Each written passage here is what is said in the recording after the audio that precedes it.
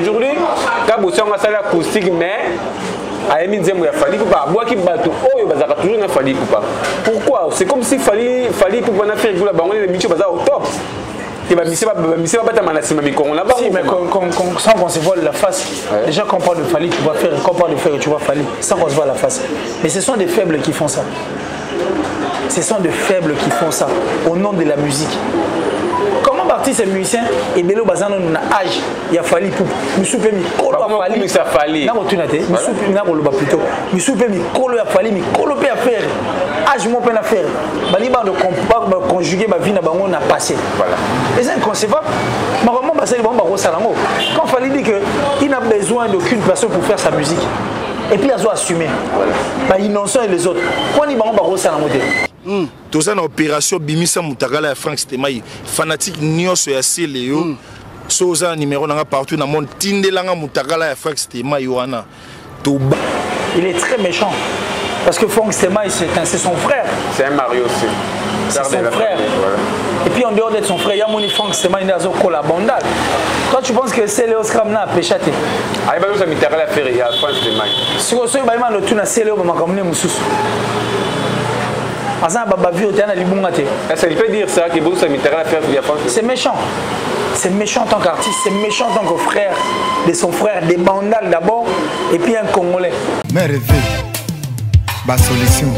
Yango yeye, como ya gator piana. Ata biso bamisi kobela. Como ya pape. Ok?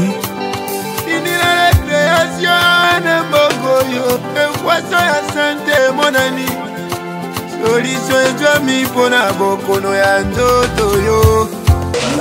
Salut, très heureux de nous savoir, vous êtes nombreux devant vos postes télévisés pour suivre votre émission préférée, votre présentateur Patrick Ngambé, le poids lourd de la presse, moi à Mombali, Oya Binga, Oya Messana Conception, comme des chers amis, je sais que vous êtes nombreux devant vos postes télévisés pour suivre votre émission, et puis Nabandeko, tout beaucoup de la Rabiso, Bandeko, tout, Bouchara va commenter, et ça la Rabiso bien, toujours, vous continuez toujours pour s'abonner. Je crois que Patrick Ngambé a Sira qui bino, qui a prometté, qui bino la chaîne Oyo, il y a mère et la télévision, beaucoup de Tikala, comme on est sous émission, il y a ma fille gâtée, beaucoup de Tikala, comme on est émission, il y a cité Maramona, tout échanger, mère et la structure, à zone les couleurs naïe. Il y a des émissions, il y a ma cousine, ma théâtre. Aujourd'hui, maman Nabiso et Bakata, Vimbo, Azosa déjà, tournage de théâtre, Oyokota Awa, na mère et la structure. Après, maman Nabiso et Bakata, ça sera aussi, Tour Yabongo, il y a Patrick Ngambé, Azo préparé biofilm, Moro, Yakito, Koneng et Zara. Merci. BBC Lukama, Lukamologie, merci à Mouvé, Adolphe et Madédé, depuis Zurich. Chers amis, il y a une émission, il y a analyse, toujours dans le salon, on a frère, on a killer, qui est si, Oyotolubaka. Analyse, tout ça contre Moutouté, nous avons pour Moutouté, mais nous avons au milieu toujours du village. Aujourd'hui, Makamozo est tellement ébélé. Fally Ipupa, c'est un artiste, un musicien, au biso tout au yébi. Mais on dirait les lots, les musiciens nyonso. A comme il faut quoi finir à faire rigola, il faut y rebattre mais c'est qu'il y a Fally Ipupa. Donc musicien ou à Fally Ipupa, il faut finir à faire rigoler. Est-ce que c'est Fally Oyo à Tindara Bango, to Fally Oyo. Alors barane et le roté Bango moko viki barana Fally Ipupa, bazo provoquer qu'on finir à faire rigoler encore. Aujourd'hui, moi, je chante à Tangi, les musiciens parmi les grands. Il n'a pas cité le nom de Ferregola. Tu éviter pourquoi. Or, Ferregola, je chante, tu vas mettre 4x4 à tout terrain. Parce que presque, c'était Manda chante, j'y vais piano. Et puis, dès que tu as Ferregola, tu as trop dans le podium. Mais aujourd'hui, je chante à Ferregola. C'est le Sikram. A lobby wa ko la mana chat teme da émission analyse naza clair que c'est ça la analyse est-ce que oyo mana chat ba kuna fait gola c'est bien ou c'est faux est-ce que c'est Fally Ipupa nenga lo bakana bato boki ne bolo baboy to bango moko na volonté na bango viki bazara na Fally ne basara biloko merci à Tommy Kabadji ne kile si bonsoir bonsoir la nenga biso et puis bonjour à bonsoir il est 17h passé non 18h presque voilà bonsoir à toi et puis bonjour bonsoir j'ai pari que va devoir au Talabiso et on ils auront le temps de répondre par rapport à souhait Nabiso pour Nabango. Donc bonjour, bonsoir. Merci à toutes ces personnes en tout cas qui se sont abonnées pour la première fois à la Rêver la solution. Nous sommes parmi ceux qui ont cru aussi en cette chaîne, raison pour laquelle merci à toi Patrick Nabé parce qu'à chaque fois tu as toujours pensé à moi. Derrière la caméra, l'homme visiblement invisible qui assure en tout cas. Oui, plaisir. Ça dit Lilo, on va payer une année depuis la mono parce que lui c'est le mien. Matika Songo. Matika Songo Internet. Vous comprenez? Matika Songo Internet. Bon, il fut président. Il est jusqu'à la preuve du contraire qui est de retour à Kinshasa. Je salue Mati en tout cas. Bon retour à Kinshasa. Mais c'est comme il faut. Kouya Kassongo. Ah, voilà. Donc je salue aussi madame. Et ça parce que la première fois que j'allais rester ici, moi maman elle a dit bon soit bref, tout ça na biso et on dit merci de tout la biso, je lui dis ce passage à la plus suspecte en tout cas de toutes les Italiennes principalement. Je te salue vraiment des Raïm de Benin et puis à mon vieux Giannissi Tanchunga pour Bangamouture et de Suisse-Irlande, les gourous du temple, le troisième au fond Eric Nkake, le boss, faveur HD télévision. Et puis il y a ma maman chérie depuis les États-Unis, maman Diebo Bisembi. Maman, je vous salue. Et puis bonne guérison à mon papa qui est souffrant, papa qui est Sinadia. Donc bonne guérison à vous. Et puis à sa très chère épouse, en tout cas qui est Yvonne Bier Mazungu, à vous les surveiller de côté. Donc voilà, c'est tout ce que je pourrais dire. Voilà, merci beaucoup qu'il est si on est là. Donc il n'y a pas de souci. Tout ça analyse. Moi avec Killer, c'est la analyse. Killer.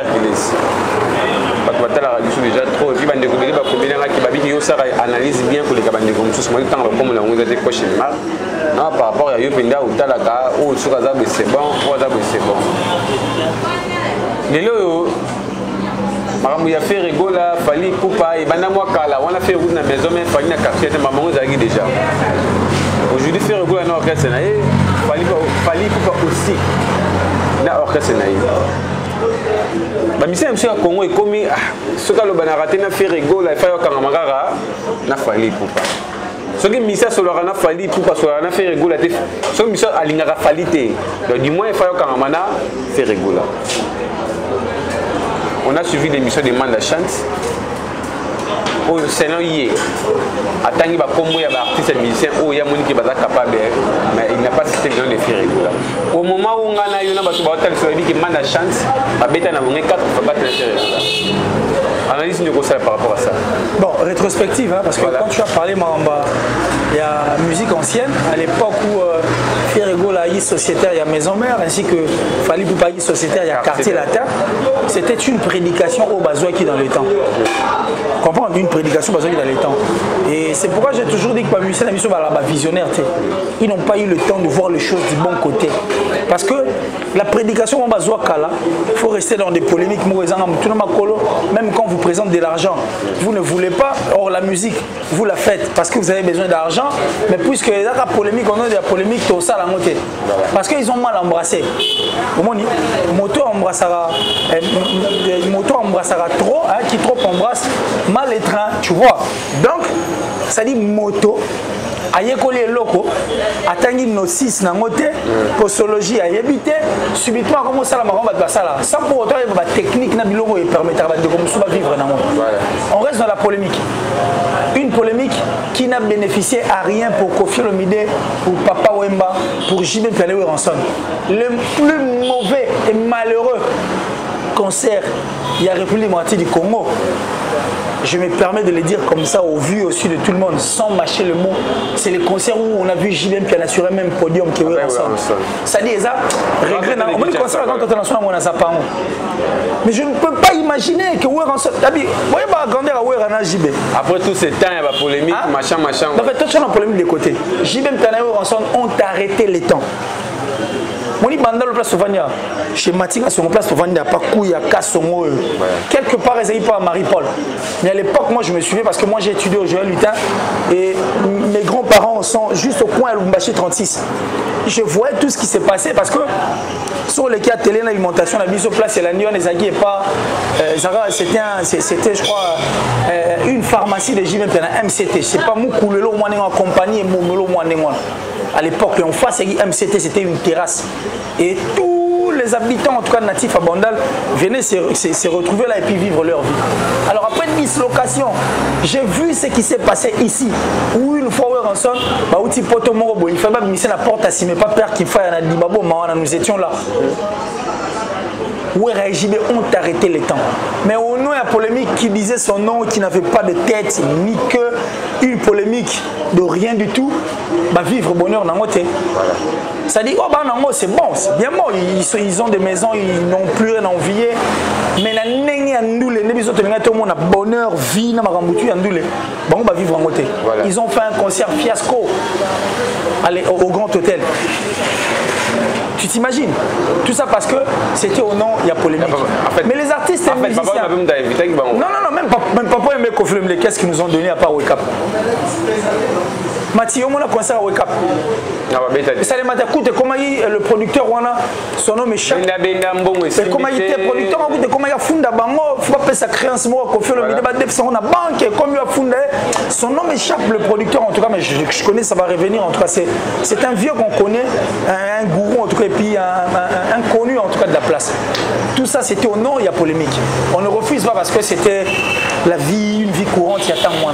Mais est-ce que les personnes qui étaient sociétaires il y a un orchestre quand ils les regardaient pour changer nouvelle donne pourquoi il ne fallait pas battre les choses du bon côté enfin que l'exapen là côté moussous polémique et zalanango mais on est la polémique on peut aussi faire vivre le bonheur dans bateau baruta la miso c'est-à-dire le fanatique au bapesi bango je signale dans ma famille d'artistes et musiciens il y a des licenciés il y a des gradués il y a des chansons de musiciens les musiciens aujourd'hui voyager à Mbok Belé président ils prennent même des femmes qui sont plus intelligentes et au-delà même mais moi si on est oui célébrité musique et PC chance mais par contre ça ascenseur la musique et la plupart de nos artistes et musiciens oublient que la partie musicale est la partie intelligente c'est-à-dire il fallait pour pas ingéniosité musicalement parlant sur la bonne la classe après ça court dans l'université c'est de même pour faire rigoler mais quand une partie est intelligente qu'est-ce qu'on fait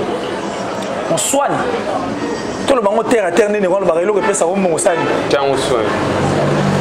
soin sur la musique quand on a que je chante déjà bien les gens viennent vers moi je dois faire quoi enfin que et kumba biso musika ça c'est d'abord primo par rapport à Marambo et tout le bien ce sont aux zongi Nathan puisque on va se servir comme étant des modèles aujourd'hui qui à l'encontre il y a Marambo et tout le bas il y a moto Telemi Penza et Sika Yamo ils avaient la possibilité de changer ma cam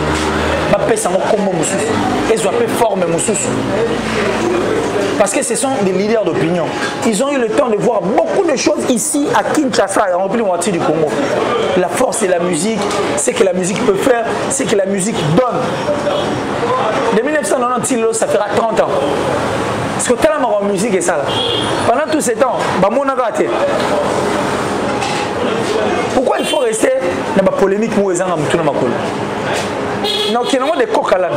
J'ai suivi l'émission où Fali Poupa a dit il n'a besoin d'aucune personne pour faire sa musique. Voilà. Il n'avait pas tort et puis il n'a pas tort jusqu'à la preuve du contraire. Il fallait commencer. Oui. Il faut bien bâtir ça. Il fallait bien bâtir une victime.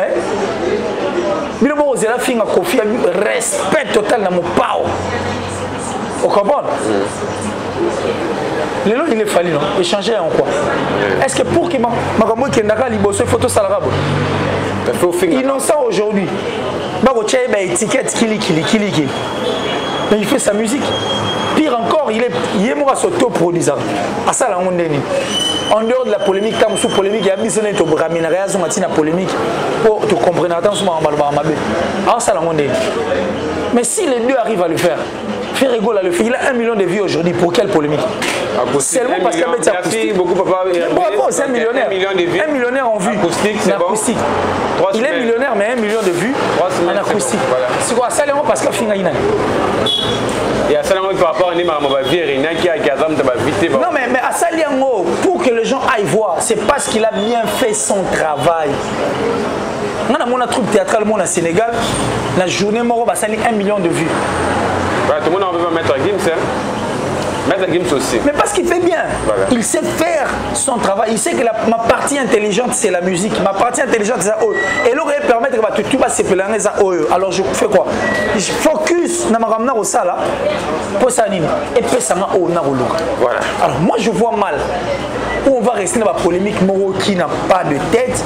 Des polémiques où on va aboutir. Voilà, qu'il est toujours la question de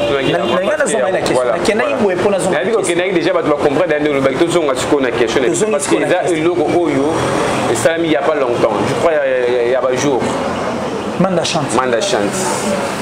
Il a cité les noms des artistes et musiciens où on est capable, mais il n'a pas cité le nom des Ferrego. Mais il est libre, non? Les opinions, c'est son opinion. Mais dis-moi, Manda chante va reconnaître Ferrego. Non, mais il n'était pas obligé. Pourquoi pas répondre à reconnaître Ferrego? Il n'était pas obligé, Manda chante. Mais mon point, c'est lequel?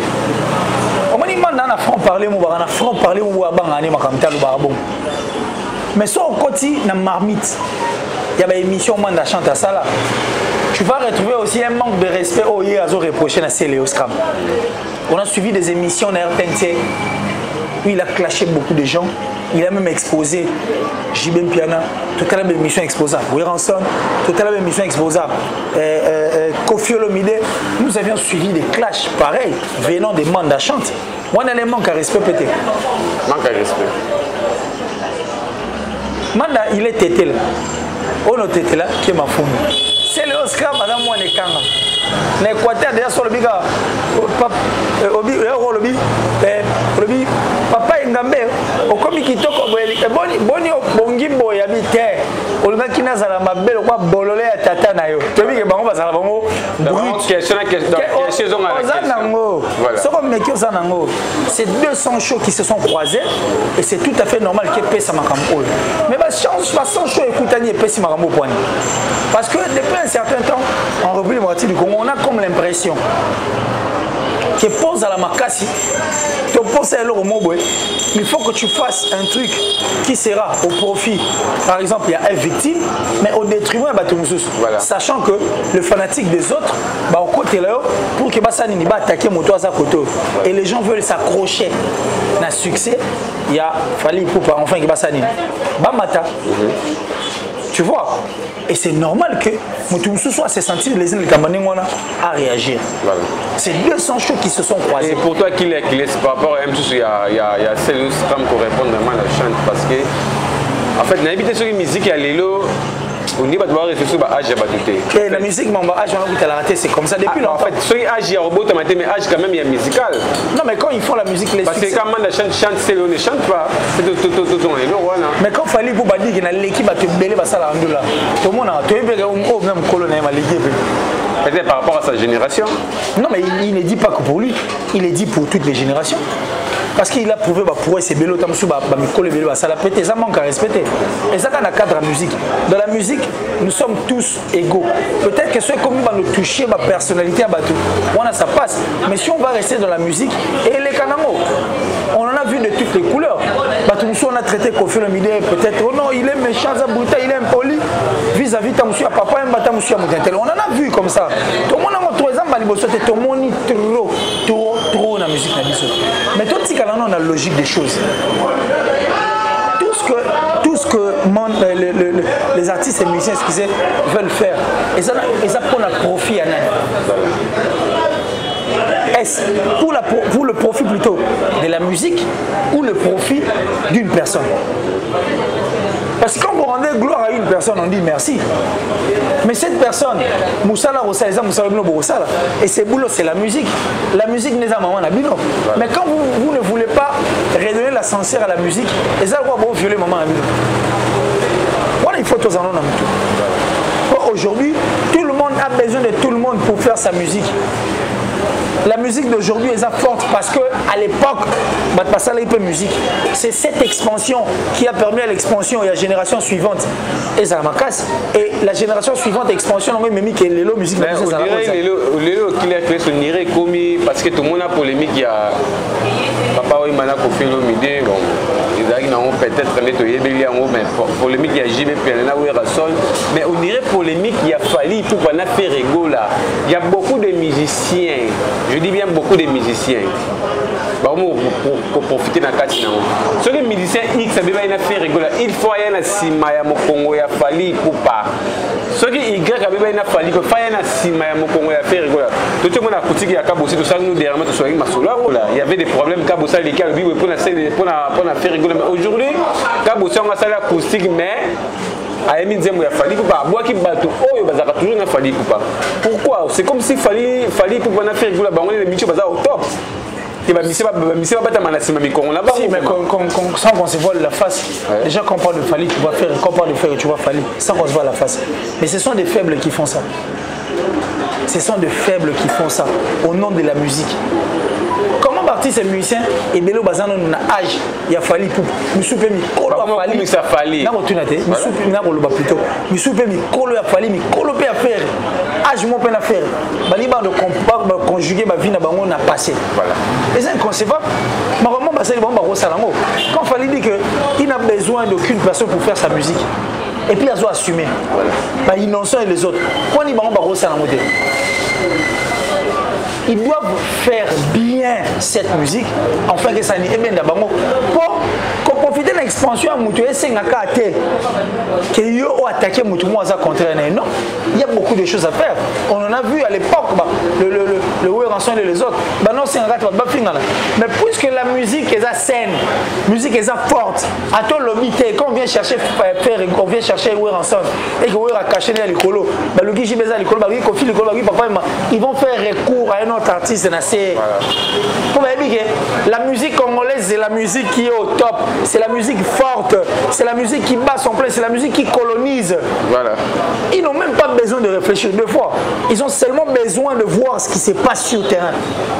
Soit tu raté ou soit tu as Adolphe, tu as Mouna yo yo yo Mouna, et puis à cette époque on rappelle Linda Linda Linda. Il faut, c'est-à-dire il faut que ça bakoni na musique na biso. Remettez bakoni, moto pela, musique zonga, c'est la moindre des choses. Il faut que tu mouvement na ngane fona za la célèbre. Non non non non non non. Même dans les temps biloka bana osalema. Il y a un concert de Taboulé par un concert de Betty Masikine, vous retrouvez le King Kesser et autres Bakibet à Zénith. Un concert de Rocheron en Europe, vous retrouvez un tel à Québec. C'est la force. Le fort, quand ils amènent le faible sont vendus et permettent à ce qu'il y ait comme moi, Kuna, et ça pena, gisement, il y a ma richesse et autres. C'est comme ça que ça doit se faire. Mais quand on veut effacer les autres pour qu'on reste, ça profite à qui? Et quand les gens ne veulent pas soutenir la culture, ça profite à qui? Parce qu'un pays sans culture est un pays mort. On a pas ce exemple typique. Tous ces gens qui étaient derrière Kofi Olomide, Jimmy Pianaoué, Ranson, Dakoumou, Daé, tout. Les lots, ils peuvent encore venir rencontrer une autre histoire. Parce que la culture, la musique continue. Voilà. On est obligé, censé d'être derrière la culture, parce que c'est la culture qui est la mère à Makamoutou autour du Bao. Pour ceux qui ont ma culture, certes, penchant est là. Mais quand on est au boulot, il faut tous au milieu du village. Et quand on veut faire un travail, il faut tout le ça là. Pour les gens, on a même matika songoni na le bazo kanga na yo. Na kuya ne ngazana libanda kuna a servi bato. Tout le monde a rôle bakalia mbongo te na chaîne YouTube na pour na combat innocent, pour na combat ferré, pour na combat Fabregas, pour na combat ya héritier Watanabe. Aucune personne pour na combat c'est comme mutua wanga na ngazate. Rien que par leur nom, nous bénéficions. Voilà. Même si tu as mis bangoté. Ici, nous parlons de Ferregola, il n'est pas sur notre plateau. Ouais. Nous parlons de Riti Wata, nous parlons de tous ces artistes de Papa Wemba. Tu as vu bangoté, mais seulement parce que ce sont des noms, ce sont des forces de notre pays, de notre musique. Voilà. Aujourd'hui, tant que tu retires à titre d'émission, au moins on a 38 000 vues. Surtout avec Baza faible. Voilà. Avec Baza faible. Non, même pas. Voilà, alors, je crois toujours chiter même sur les émissions parce que bit is avec ming à faire où il y a management tout comme ça, c'est le scram mouriré. Les musiciens congolais, les comiques les Cambouis Fali, Ferregola. Justement, c'est le scram. Parce que la musique c'est Fali. C'est mais bon, et cette époque là-bas. Mais faire nani c'est le peut faire à reconnaître vers Fally Ipupa. Autotanasie, je crois en fait Nenge Naïbi, Fally Ipupa contribuer par rapport à la studio. Après, il y a longtemps que Simbité, c'est parce qu'il ne savait pas. C'est parce qu'il ne savait pas. Quand Fally Ipupa était en train de soutenir, il était en train de soutenir pourquoi? Il finançait pourquoi? Parce que Natuni, on a posé question. On a financé comme étant frère Naya Bandal, il y a côté Moko. Toi, non, ça, là, il y a un souci, il y a musique, il y a culture, la musique. C'est la caisse pour la Bandal. Pour ça, il y a la musique qui est posée pour un peu.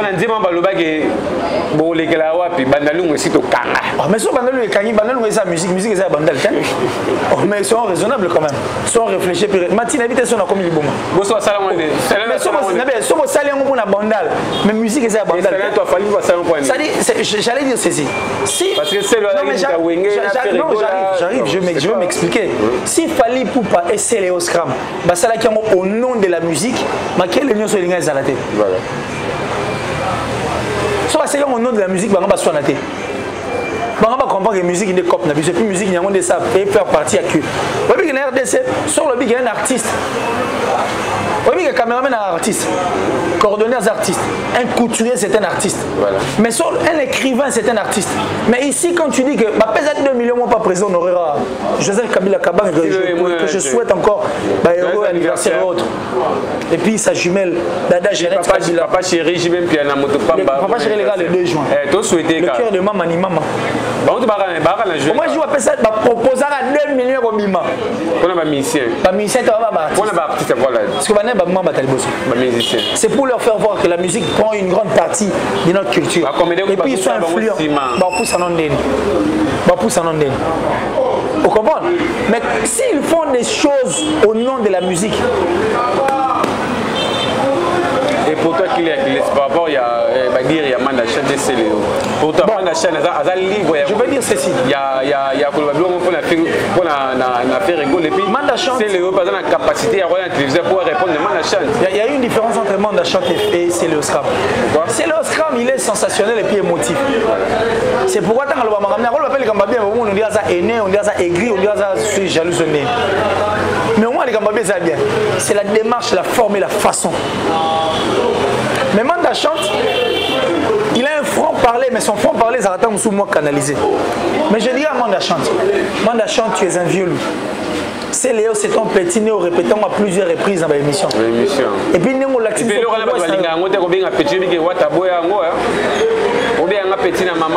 Bon, soit bien.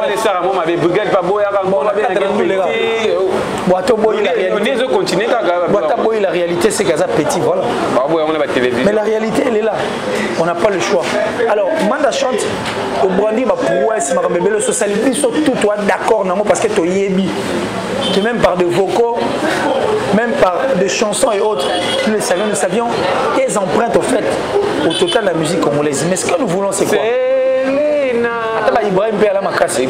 Mais notre problème c'est lequel? Notre problème c'est ceci. Qui Manda chante, le rose a plus réfléchi. Le rose on a les choses du bon côté, yosa mukolo. Les kignons sont à la posa mukolo à reconnaître. Yo même, on va dire papa le tumbaï. Et papa wembaï. Pour reconnaître yo, enfin que ça nini. Et tikala. Yosa mukolo. Tu dois voir les choses du bon côté. Tu dois éviter allumer peut-être le feu sur l'État soit allumé. Soit allumé, ce n'est pas grave. Mais le plus important, tu dois agir à un grand. Vous avez vieux l'union, ça me ferait un grand plaisir. Pour Céléo Scram, Céléo, tu n'as pas plus de 40 ans. Mathis, Céléo, il a 40 ans. Ah, 40 quand même, 44 ans. Ah, il est belé. Combien 40 ans? Céléo n'a pas plus de 42 ans par exemple. Je ne crois pas. Les 40, 41, bon, soit 42 ou quoi. Mais Céléo Scram, 38, 39. Si Kofi Olomide arrive à nous donner des chansons, des tubes à succès, mais pourquoi Yoté? Arrête de conjuguer ta vie n'a passé. Et ça, il y a Bill Clinton. Toi, on a besoin d'Abino. Votre mère, la musique vous réclame. Vous devez encore donner le meilleur de vous. Et c'est la moindre des choses.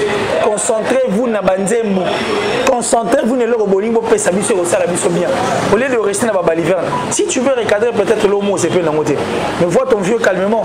Ou soit, fais-le avec beaucoup de manies et au salon biso bien.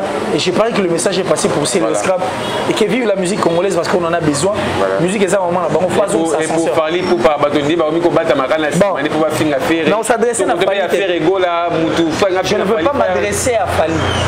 Je veux m'adresser aux Warriors. Voilà. Bah Warriors, voilà. Vous êtes fan de Fali Poupa. Généralement, quand c'est un problème, ça, moi, quand moi passe. Les Warriors, par moment, vous êtes fanatiques. Les artistes et musiciens déjà à succès,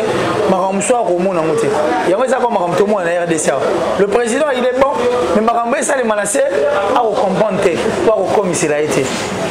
Ceux qui ont des musiciens pour faire mal, c'est-à-dire au profit de votre star, Fali Poupa, au détriment des autres artistes, soit au monde qui est intéressé, c'est la moindre des choses. C'est pour équilibrer les choses et puis éviter certaines choses. Parce que la musique, elle va continuer dans la polémique. Il fallait faire sa musique sans polémique, il est ce qu'il est. Innocent fait sa musique sans polémique, il est ce qu'il est. Et les autres aussi, musique sans polémique, va vivre tranquillement sans qu'il y ait un autre problème. Tu vois. Et s'il faut s'adresser à la battue, à faire rigoler. Les Gaulois. Ceux qui vont faire rigoler.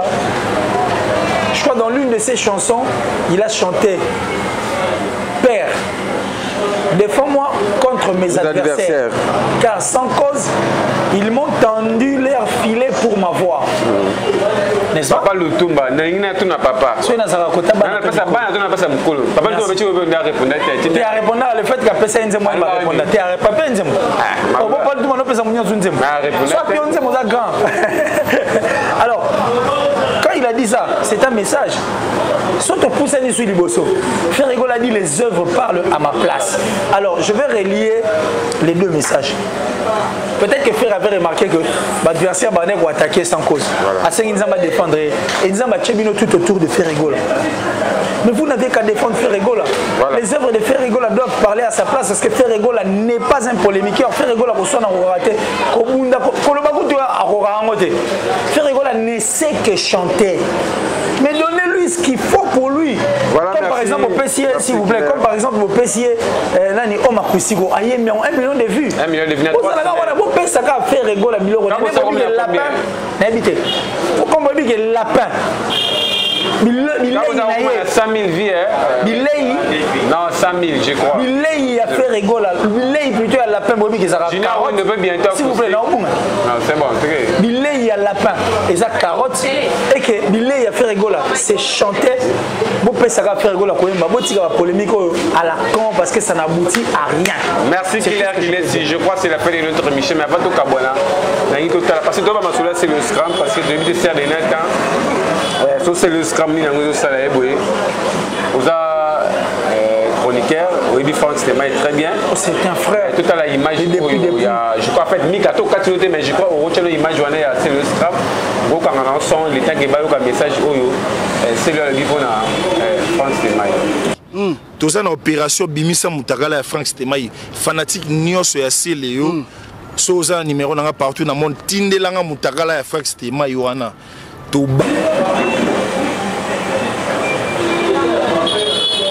C'est le a dit. Asengna pas tout balinga c'est le scrum opération. Donc ça va vidéo à Mitara et à France Stémaï. Qu'est-ce que tu peux dire? Il est méchant. Il est très méchant. Parce que Franck Stémaï c'est son frère. C'est un mari aussi. C'est son frère. Voilà. Et puis en dehors d'être son frère, il y a mon Franck Stémaï qui est collaborateur. Toi tu penses que c'est Léo Scrum là péchaté? Ah il va nous Mitara la faire il y a France Stémaï. Si vous savez il va nous tourner c'est Léo maman comme nous mususu. Est-ce qu'il peut dire ça que vous avez fait c'est méchant. C'est méchant en tant qu'artiste, c'est méchant en tant que frère de son frère, des bandales d'abord, et puis un Congolais. C'est méchant.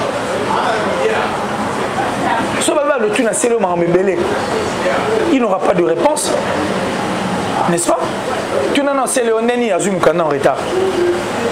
Alors, la réponse c'est soit tu qu'est-ce que tu as connu comme problème na Brazzaville? Il n'aura pas de réponse.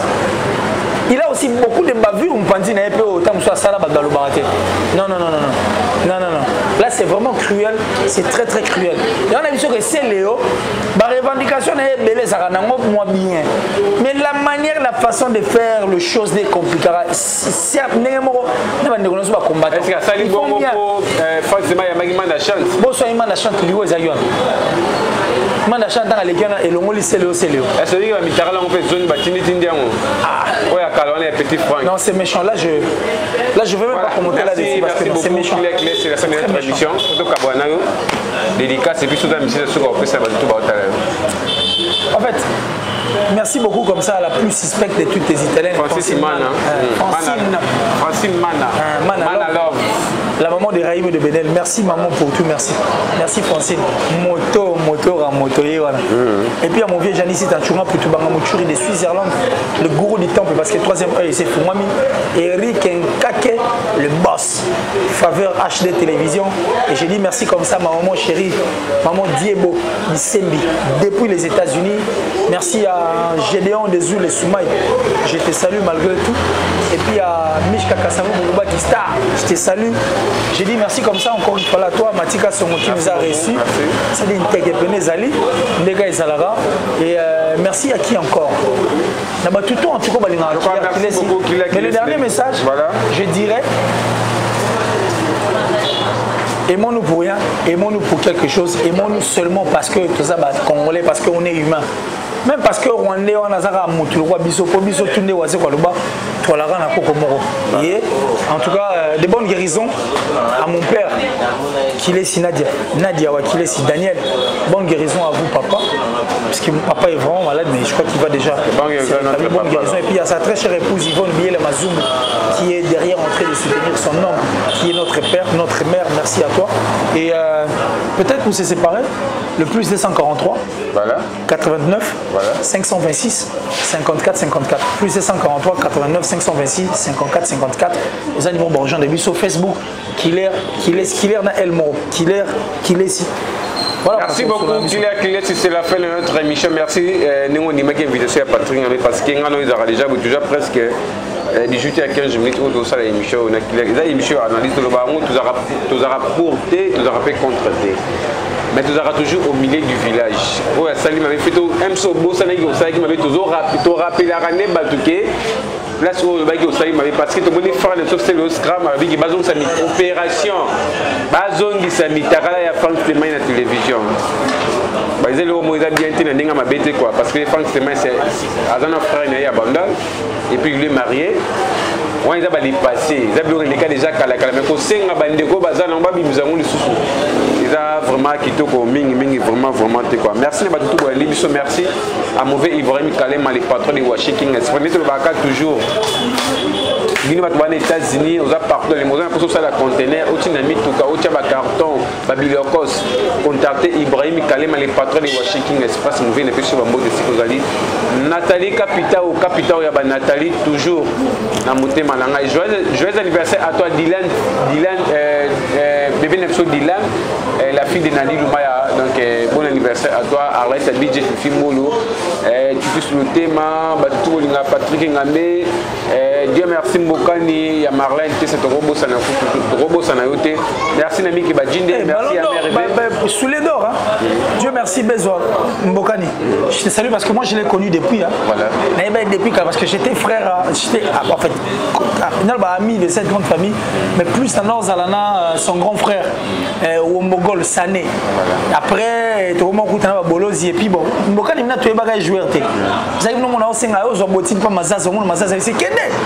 Moutanimateur aux joueurs, mais il fait la fierté de la famille du Congo. Mbokani Bezoa, merci. Merci Mbokani, on est ensemble depuis. Suivi de Ben. Voilà, depuis le confinement, bon, je crois presque les bandes vous êtes déconfinés, mais moi, toujours, mais on est toujours ensemble.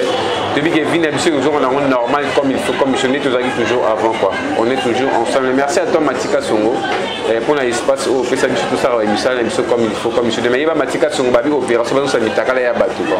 On ne sait jamais. Laetitia Kouya Bamboti Nayo, merci aussi pour la considération. Pourquoi tout bata la biso na moni pe moi si a pe makota ngongouté. C'est pas grave. C'est le Michuri, on est ensemble. Merci à Tommy Kabadjine de l'assistance. Revenez prochainement pour le numéro STK. Bye bye. Mais rêver, ma solution. Yango Yeye, Komo ya 14 piana. Ata biso ba musicien to bela. Komo ya pape. Ok. Finira la création de Bogoyo. Et poisson ya santé mon ami. Solution et toi mi pona bokono ya nzoto yo.